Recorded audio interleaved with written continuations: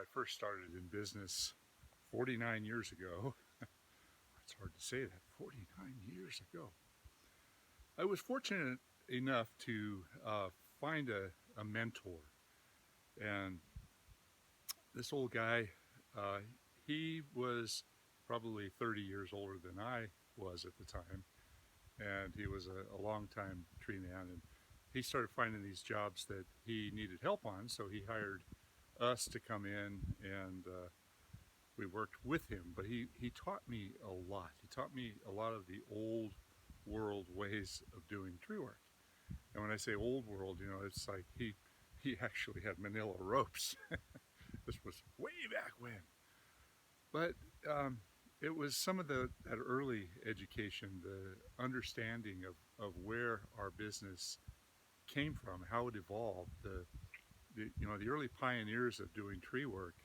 I mean, there was a day that people didn't have chainsaws. They used everything with machetes or hatchets or hand saws.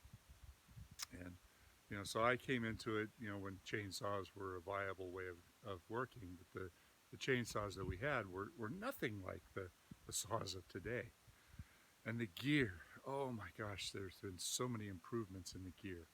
I am just truly astounded by the direction that this industry is going.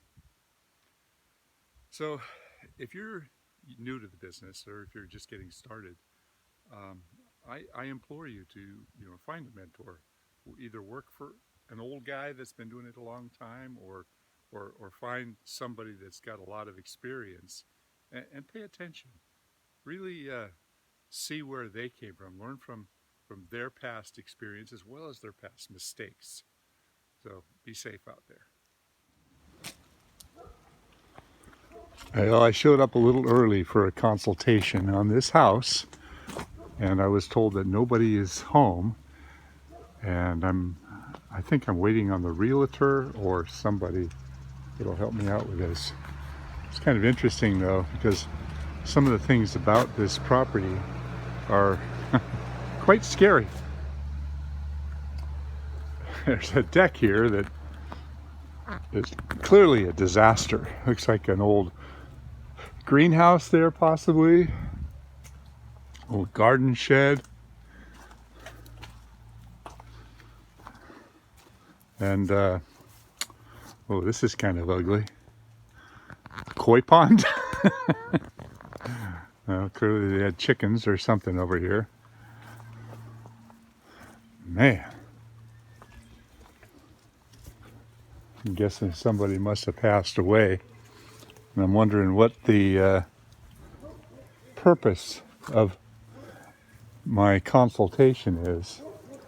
And I'm guessing that there is a neighbor's property down here, and they've got these trees that are blocking a view that would increase the value of this property significantly. So view properties in my area are sometimes they'll add $500,000 to the value of the home. Ooh, wow, look at this. Oh my God, what the hell is going on here? Looks like somebody's old wood shop, and the roof is ooh, wow.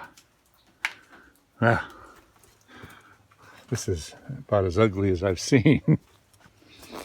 No, I've seen uglier, actually. Quite the retaining wall there. A few little fruit trees. There's a big neighbor's property down below. It'll be interesting to see what the person that I'm meeting is going to be asking me. This is a consultation. Ooh, look at those mushrooms. Wow, those are beautiful. I'm always captivated by mushrooms. Wow, I don't know exactly what those are. I'm gonna have to ask Kaylin. Those are beautiful.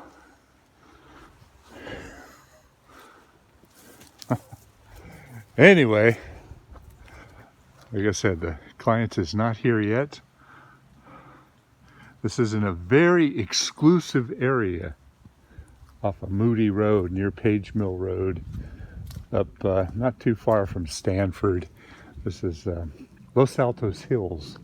So the homes up here, just the land up here is worth millions of dollars without a house on it. So this is definitely going to be a demo. In a way, it's kind of sad because clearly somebody put an awful lot of work into this a long time ago. There's another little koi pond of some sort. I wonder if there's any koi in there.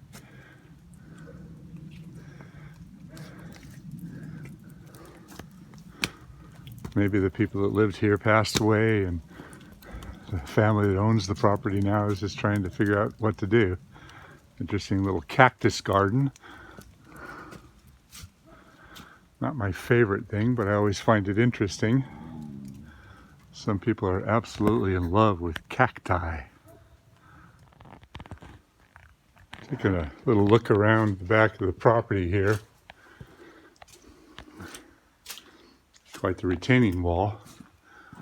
And there is a monster Douglas fir back here that's dying, and another one over there that's dying.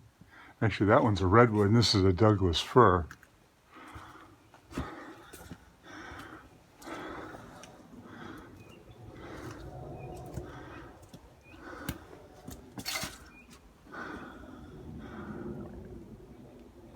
Those are going to have to come out. Looks like another dead redwood back up there too. Wonder if that's still their property or if that's the neighbor's property. Another interesting bit of landscaping up here. Little pathways. Look at all the dead bamboo.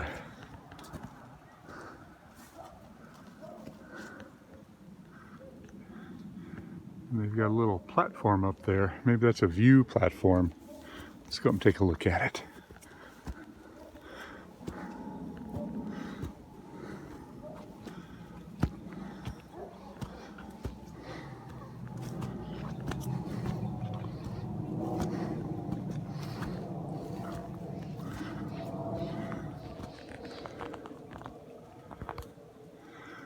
We got this little platform up here. Clearly hasn't been used in a long time underneath an old avocado tree.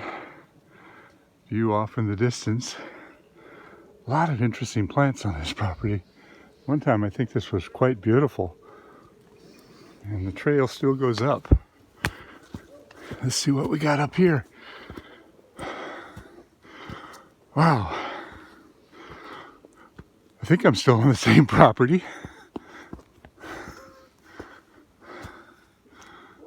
This is really interesting. Little destination. Maybe it had a vine covering it at one time. These are yew trees. Oh man, what a fiasco that was. So the daughter's father died, the older woman showed up, and she's not capable of living there anymore. And they're going to be putting the house on the market, but they're trying to increase the value of the home by finding the view.